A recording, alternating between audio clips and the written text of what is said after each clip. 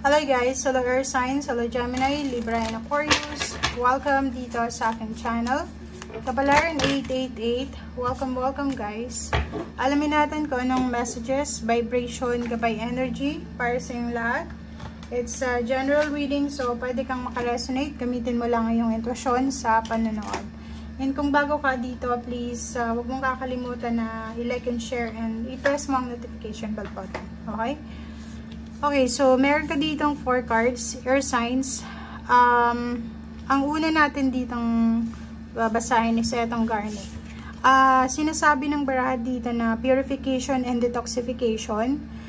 This weekend daw, gamitin mo ang weekend na to para i-release yung physical and energetic toxins from your life.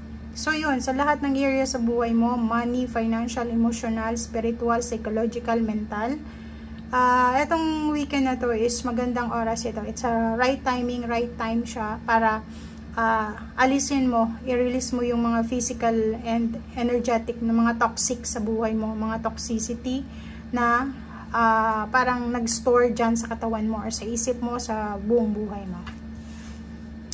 Okay, next naman is Moonstone.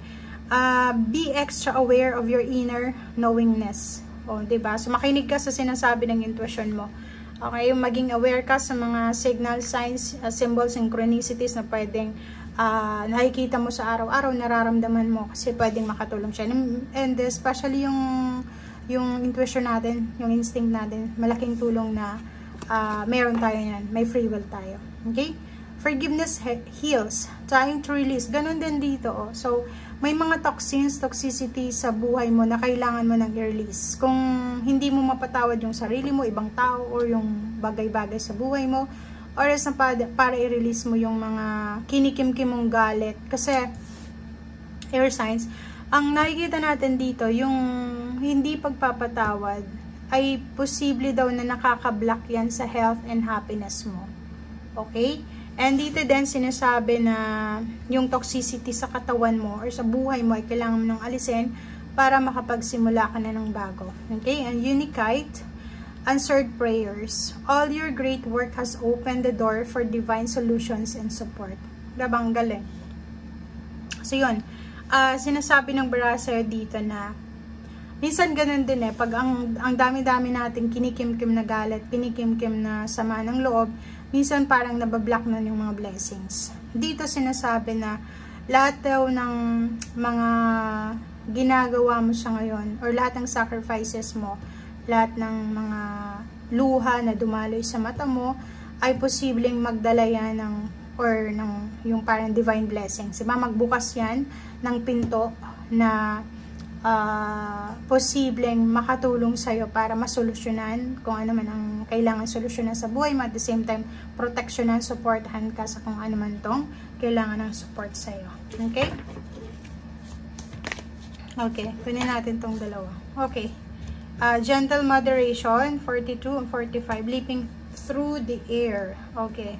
So, yun. And at the same time, atong second deck natin is parang nire-remind ka na huwag kang masyadong magmadali, 'di ba? Gentle moderation lang 'to eh.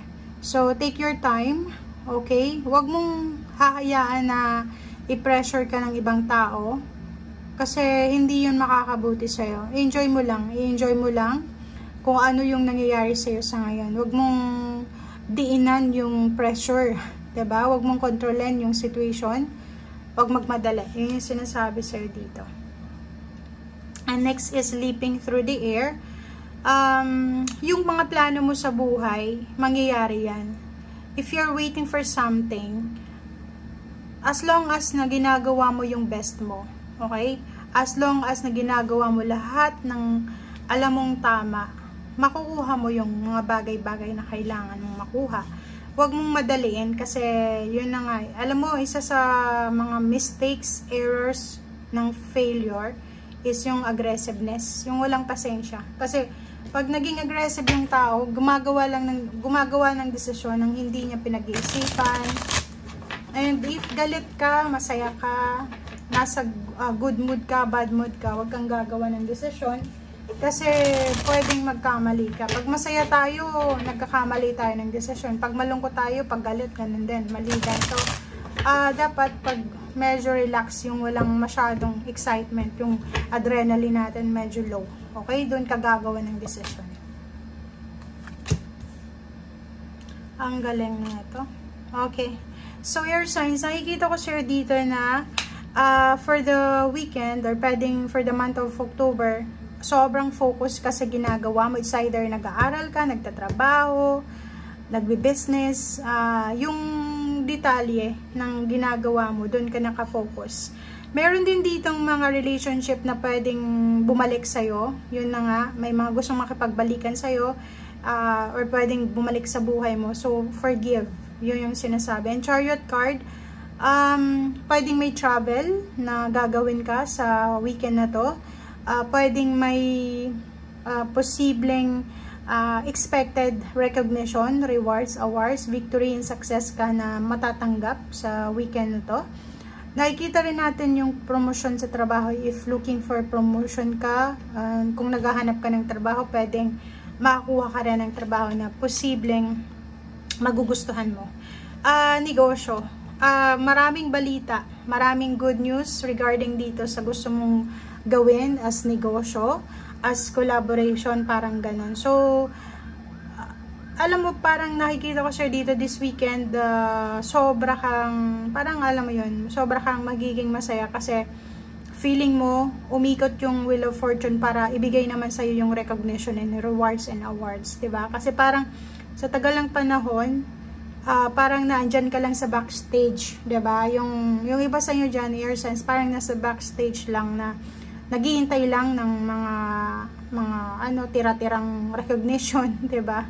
And nakasuporta lang kayo sa bida, 'di ba? And ngayon, parang nakikita ko siya dito na ikaw naman yung nasa spotlight, ikaw naman yung bida, ikaw naman yung nasa limelight, na ikaw naman yung pinapakita mo naman kung gaano ka talented, kung gaano ka kagaling. So, yung recognition and rewards ay nakasentro sa'yo sa ngayon. Okay? And, nakikita ko sa'yo dito kasi merong page of air. Tapos, yun na nga, nasabi sa'yo dito, take your time. Yun, huwag kang magmadali. Okay? Kailangan mong pag-aralan, i-analyze mo yung situation na posibleng naiisip mo. The Moon card, makinig ka sa sinasabi ng iyong intuition, and then iwasan mong maging sensitive, 'di ba? Kasi pwedeng this weekend may mga triggers na pumasok sa buhay mo, magiging sensitive yung emotion mo. If in a relationship ka, pwedeng mainis ka sa karelasyon mo or sa kapamilya kasi pwedeng pipikunin ka nila, or posibleng hindi mo magets yung mga kwento nila or ano pa man. So, mabilis mag-react yung emotion mo. Okay? So, nakikita ko rin sa dito na as much as possible, huwag tayong magmadali. Kung kinakailangan, i-post natin yung mga bagay-bagay na hindi tayo sigurado. Like renewal of contract, renewal of mga documents or kano pa man.